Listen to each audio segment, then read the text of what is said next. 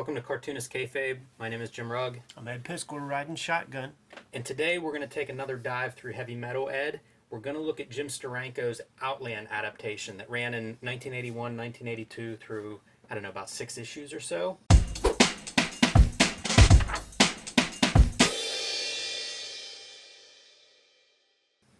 Outland was the adaptation of the movie Outland starring Sean Connery. And as far as I know, it's never been reprinted. All of this movie stuff gets into like rights issues, and it becomes impossible, I guess, to really maybe collect all of this. Iconic cover that was pretty much used for the VHS box art. This is such a strong period in heavy metal. Like, just getting this ready, flipping through and looking at the table of contents, it is like such a rich talent pool that is working at this time. And we're talking predominantly 1981. Yeah, mostly that time period. So a lot of great artists running through the book at this point, like, amazing. No, totally. But we are here for this Jim Steranko piece, and this is written and illustrated by Steranko. Again, probably, early 80s, something like that. I'm sure he was working on this sometime before it was published, but sometime after he had more or less left comics. You think of his rich period at Marvel as being like late 60s or so.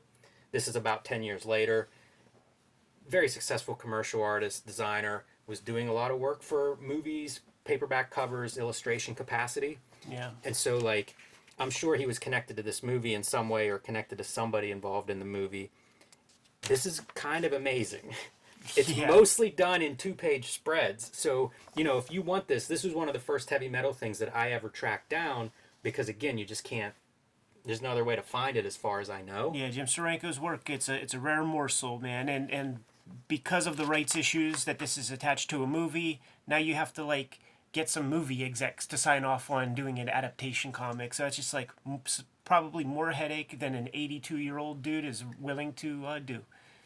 Well, and also that 82-year-old dude has some strong opinions also. So if you wanted to reprint this, you would be balancing movie studios, Jim Steranko, heavy metal, a lot of rights to sort through. You see this with Jack Kirby's 2001 work at Marvel. It may never be reprinted for that reason. But one of the things that I loved about this, because this was work that I came across pretty early on, is his spotting of blacks. There's several things that I think stand out. Jim Steranko is pretty known as an innovator in comics. One of those innovations is just how much graphic design he brought to comics, and I think it's on display here. Besides the strong spotting of blacks, which is interesting on this spread because you can see the contrast with the no blacks in the background, is all of them are 2-page spreads. It's pretty unusual. There aren't that many comics that are laid out that consciously. The rounded edges of the balloons is very European, French. If I was to try to point out a specific region. Noir comes to mind when I think of Steranko very often, and he's leaning in heavy to that. Yeah, it's interesting to see that noir blend with sci-fi. I'll call attention to this page layout because I just saw a video on Orson Welles' Citizen Kane examining the the opening sequence where the boy is removed from his parents. And there's the famous shot of the boy's in the background and you see him through a house window. It's this very deep shot, and then they're in the extreme foreground, telling the story. This reminds me of that kind of depth. And I was thinking about, you don't see that effect very often anymore, in 2D. I mean, we're watching movies and looking at art on our phones. You would lose that. Right. But in a nice big oversized magazine like this, it's great. It's almost a panel within the page composition. Yeah, when Steranko was self-publishing, he had comic scene and he also had media scene, and that was focused on movies and films. So he's very literate in many different forms of pop culture. Yeah, so much comics history, especially I would say the model that you see in Marvel Comics, is an influence from film. And a lot of cartoonists, going back historically, talk about their interest in film, the influence it has on them, what they're looking at compositionally, and this may be an apex of that kind of expression. Yeah, beautiful compositions in every single panel, not one wasted image, but then as a whole, it all works too. So you're juggling many different things when you're putting this together. And I'm guessing that he colors this. I don't see a credit anywhere for a colorist, so I'm assuming that he's responsible for the color. If he was coloring his color work, his work at Marvel Comics in the '60s, he's commanding the color on this baby. What a great picture too. I've never seen Outland, and so like whenever I see this, I always wonder like how much is he lifting from the movie and how much is he inventing? Because like that's a hell of a composition. You have the screen on in the background, you have the action in the foreground, and again, great use of color. Which one of the things he did a lot of were paperback cover illustrations. So obviously, has a good color sense. You look at this drapery; it's very much like some Sin City Dame to Kill For kind of drapery. Something tells me that Frank Miller might have stumbled upon this. You look at this entire composition and it screams Sin City. Frank Miller was one of the guys I was most into early on and came to Steranko after that. Just didn't know Steranko before. And that was one of the first things I saw. The shadow, the use of shadow is definitely, I think, some commonality between the two. Whether they're looking at the same noir influences or maybe Frank Miller's taken some stuff from Steranko. Certainly Steranko, one of the influential cartoonists in comics. So I like all of this stuff too. This gets into more of the design background. And I would even suggest you can see some parallels of this in something like Barry Windsor Smith's Weapon X backgrounds, where it's almost like these lights and just color fills making up your backgrounds. I look forward to actually sitting down with this more because I don't know this story that much. But just looking through things, I feel like red is a very important color in the tale, man. So I want to investigate that a little bit more. Here's another thing. I pointed out the depth on the previous couple pages ago. This is another one that I don't see as much, and that's point of view and where you're setting your camera. I remember early on somebody showing me Mike Kaluda's work, like from The Shadow in the 70s, and really talking about that idea of like, look where your perspective is, like look where you're watching this scene from. And the idea is like you're almost hidden in the warehouse where the action's taking place. This is a great example of that. Like, where's the camera at? How do you make this dynamic, action-packed, dramatic, exciting visually? I would never think to put a camera, to put the point of view at this low angle in the front. It's great. The racquetball's in the foreground. Very dynamic for what is kind of a static illustration, 2-page spread, a lot of horizontals and verticals, and yet it still has that dynamic sense.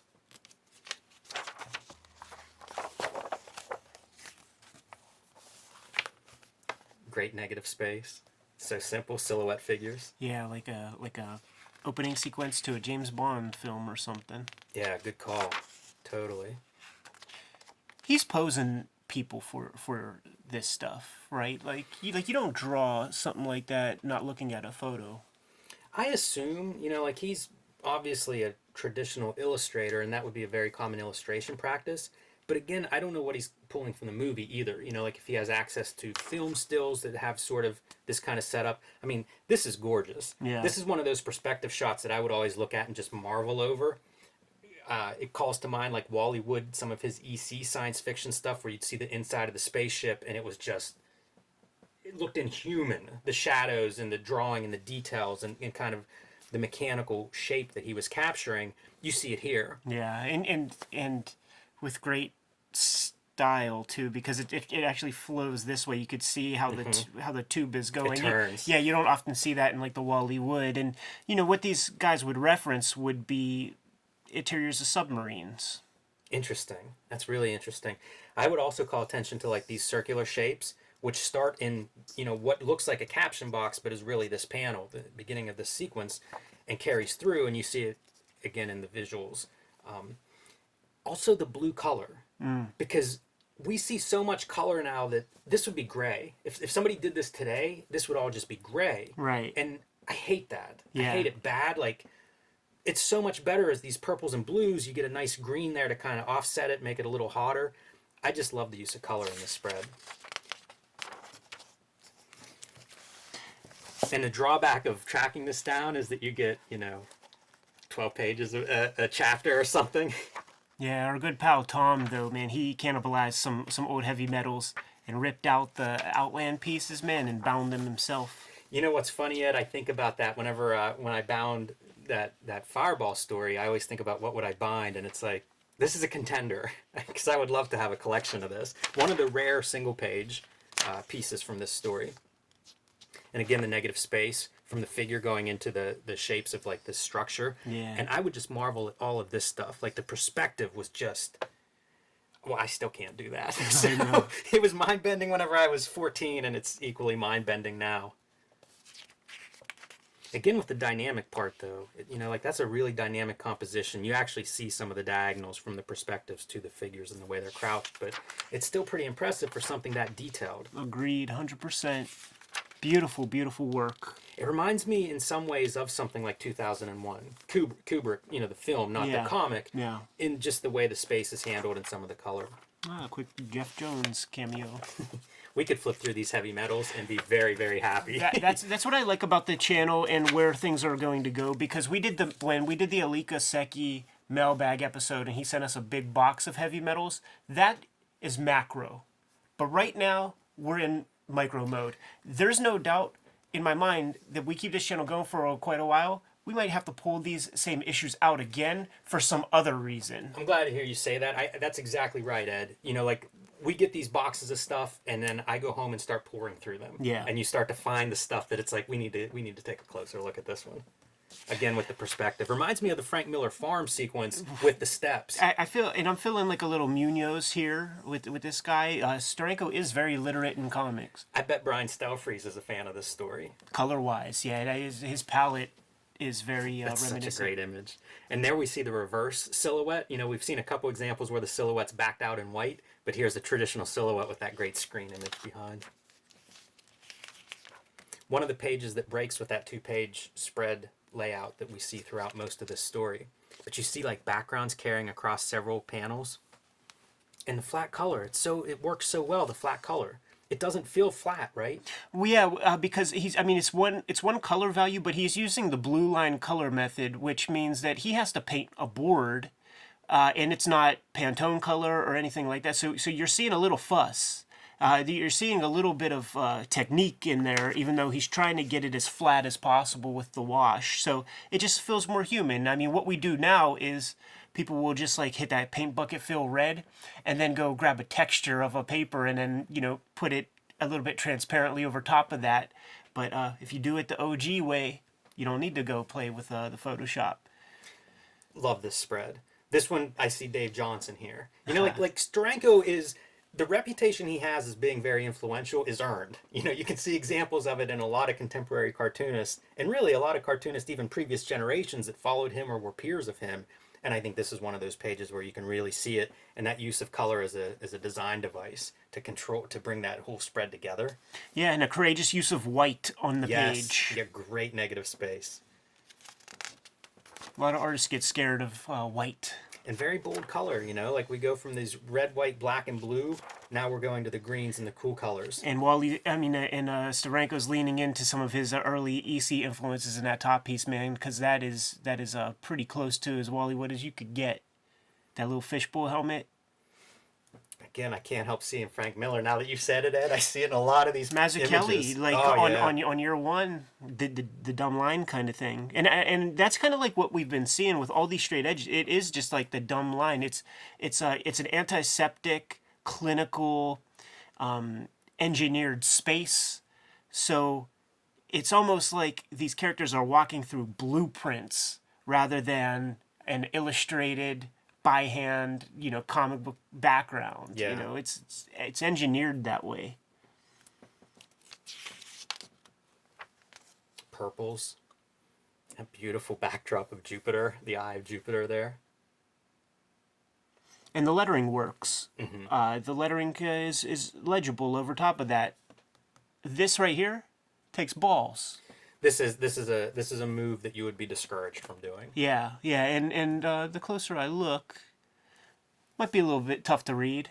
It's not perfect. It's much easier whenever you're doing it over black, although that looks like a 4-color black, and you can see some of the edges of the lettering. I don't know if it'll show up on the screen, but you can see the edges are a little fuzzy, and what that is just slight shifts in your color plates whenever they're printing, which is why it's always, dangerous to back out white. Yeah, these fine lines. Yeah, it makes me curious to know how the lettering got on the page, because we're getting these lines behind the lettering, so it has to be on some kind of overlay. But how do you write the white? There's some things to talk to Mr. Steranko about, man. Though, if we get a That's hold a of him, good call, Ed, because that would have been something that was probably technologically pretty far along. You know, like he was taking advantage of something that was probably relatively new, yeah, especially for the artist to have access to it. yeah, You know, and that speaks to his connection to graphic design and production and yeah. stuff. Could literally just be as simple as putting the white on like a, kind of like a transparent sticker. Yeah, it's hard to tell. It's interesting to remember that he is publishing at this time, so he really is doing the hands-on. You know, the dirty part of design is part of his practice at this point as well. So, pretty fun collection of comics that you don't see them very often because they don't exist, as far as I know, in any collection. I wonder if there was possibly a collection overseas or something. Sometimes that would happen. Obviously, Steranko is a guy that a lot of people are interested in, so there may be demand out there somewhere, but I'm not aware of a collection of this material. No, and I'm very thrilled and very happy that you brought these to me and the Kayfabe community, dude. Yeah, I think it's a real graphic tour de force and one that is maybe overlooked a little bit, so nice to share it and dig through it a little bit with you, Ed. Mind if I borrow these, Jimmy? Absolutely. All right, man, let's get out of here then.